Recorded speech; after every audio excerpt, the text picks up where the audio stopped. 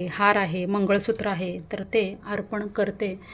माता लक्ष्मीला आणि रुक्मिणी देवीला मी हे गुरुपुषामृतच्या मुहूर्तावर बऱ्याच वर्षापूर्वी सोन्याचं मणिमंगळसूत्र हे केलेलं आहे. बघा, हे 2 आहेत. एक मी माता लक्ष्मीला अर्पण करत असते, घालत असते, आणि एक हे रुक्मिणी मातेचं आहे.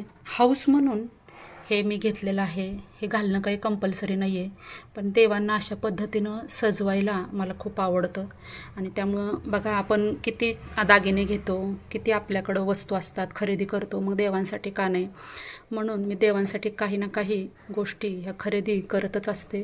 माता लक्ष्मीला मणिमंगळसूत्र घातल्यानंतर, माता रुक्मिणीला मणिमंगळसूत्र घातल्यानंतर किती सुंदर हे देवीचं रूप दिसतंय. अजून गंध, दिवा, बत्ती लावायची आहे, तोपर्यंतच किती सुंदर हे देव दिसत आहे. माझे सगळे देव असे लखलखीत का असतात, हा एक